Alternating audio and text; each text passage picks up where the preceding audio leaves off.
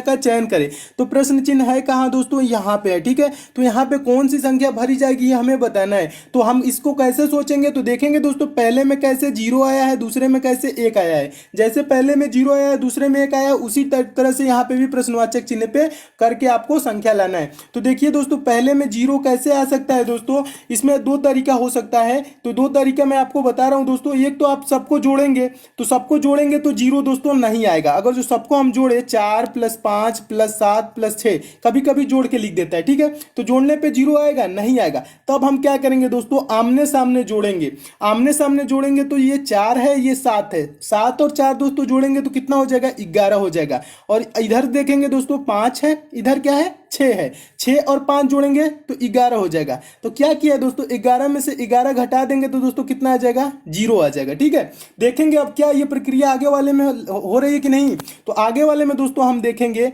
8 और 4 जोड़ेंगे तो कितना हो जाएगा दोस्तों, 12 हो जाएगा। और आगे दोस्तों देखेंगे 7 और 6। ठीक है, 7 और 6 दोस्तों जोड़ेंगे तो क्या हो जाएगा, 13 हो जाएगा। और 13 में से दोस्तों क्या करेंगे, 12 को घटा देंगे। ठीक है, क्या किया है, आप दोनों में से बड़े वाले संख्या में से छोटे वाले को घटा देना है। तो दोस्तों हम 13 में से 12 घटाएंगे तो कितना बचेगा, एक बचेगा ना। और एक आपका बीच में लिखा हुआ है। क्या किया समझ में आ रहा है, बड़े वाले दोनों को आमने सामने जोड़ के अंतर निकाल लेना है, यानी कि बड़े वाले में से छोटे को घटा लेना है। तो आपका एक आ गया। फिर आगे दोस्तों हम क्या करेंगे, यही प्रक्रिया अपनाएंगे। 11 और 2 जोड़ेंगे दोस्तों कितना हो जाएगा, 13 हो जाएगा। और अब बताइए दोस्तों 0 और 2 जोड़ेंगे तो क्या हो जाएगा, 2 और 0 जोड़ेंगे तो 2 ही होगा। और 13 में से दोस्तों हम 2 को क्या करेंगे, माइनस कर लेंगे।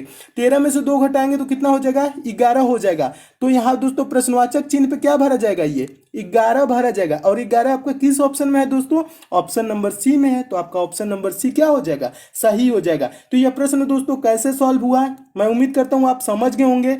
दोनों को क्या करना है, जोड़ना है। और आमने सामने को ऐसे जोड़ना है, ऐसे जोड़ना है, और उसको घटा लेना है। तो इसको जोड़ेंगे और इन दोनों को जोड़ के आपस में क्या करना है, घटा लेना है। ऐसे ही दोस्तों 11 + 2 जोड़े 13 हो गया। और 13 में 2 + 0 जोड़े, 13 में से क्या किए, 2 + 0 घटा लिए तो कितना हो गया, 11 हो गया। तो ये आपका आंसर हो गया। मैं उम्मीद करता हूं दोस्तों आप इस प्रश्न को एकदम अच्छे से समझ गए होंगे। और इस टाइप के दोस्तों पेपर में प्रश्न आएंगे तो आप ऐसे आसानी से सॉल्व कर लेंगे। अगला प्रश्न देखिए दोस्तों, अगला प्रश्न मोस्ट इंपॉर्टेंट प्रश्न है। यह प्रश्न बहुत बार पेपर में पूछा जा चुका है। तो आप इस प्रश्न को कैसे सॉल्व करेंगे, देखिए प्रश्न कह रहा है दिए गए विकल्पों में से लुप्त संख्या ज्ञात कीजिए। तो लुप्त संख्या यानी मिसिंग नंबर कहाँ है, जहां प्रश्नवाचक चिन्ह है यहाँ पे, यहीं पे आपको बताना है दोस्तों कि कौन सी संख्या भरी जाएगी। तो पहले तो हम देखेंगे दोस्तों ये संख्याएं कैसी हैं, पहले ध्यान से देखेंगे। तो दोस्तों 7 है, उसके बाद क्या है 15 है, उसके बाद 31 है, उसके बाद 63 है, उसके बाद क्या है 127 है, उसके बाद आपको बताना है। ठीक है,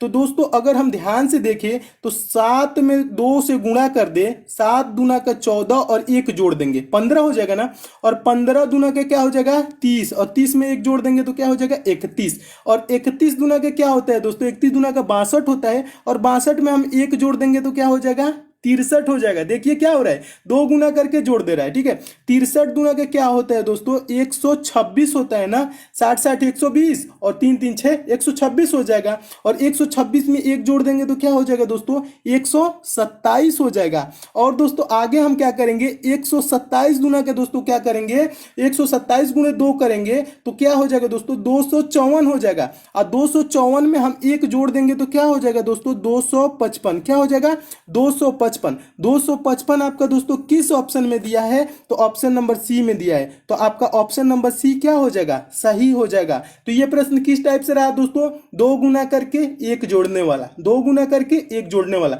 इस प्रकार के प्रश्न दोस्तों बार बार पेपर में पूछे जाते हैं। आप कोई सा भी दोस्तों एग्जाम देंगे तो आपके पेपर में इस टाइप के प्रश्न जरूर मिलेंगे 2 से 3। ठीक है, तो इस प्रश्न को आप ऐसे सॉल्व करेंगे। मैं उम्मीद करता हूं दोस्तों आप इस प्रश्न को भी एकदम अच्छे से समझ गए होंगे कि कैसे सॉल्व करना है। कैसे सॉल्व करना है, 7 दूना का 14 1 15, 15 दूना का 30 1 31, 31 दूना का 62 1 63, 63 दूना का 126 और 1 जोड़ दिए कितना हो गया 127, 127 दूना का 254 और 254 में क्या किए 1 जोड़ देंगे 255। ऑप्शन नंबर सी सही हो गया। ठीक है, अगला प्रश्न देखिए दोस्तों, तीसरा प्रश्न भी मोस्ट इंपॉर्टेंट है। यह भी प्रश्न बहुत बार पूछा जा चुका है। इस प्रश्न को दोस्तों कैसे सॉल्व करेंगे, तो देखिए प्रश्न कह रहा है दिए गए विकल्पों में से लुप्त संख्या ज्ञात कीजिए। लुप्त संख्या मतलब मिसिंग नंबर कहाँ है, तो तीसरे वाले देख रहे हैं प्रश्न में यहाँ पे, तो यहाँ पे प्रश्नवाचक चिन्ह है, यहीं पे आपको बताना है कि कौन सी संख्या होगी। तो दोस्तों यहाँ पे बताने के लिए हमें क्या करना होगा, पहले पहले तो हम देखेंगे कि इन संख्याओं से यहाँ पे पहले वाले में 10 कैसे आया है और यहाँ पे दूसरे वाले में 27 कैसे आया है। ठीक है,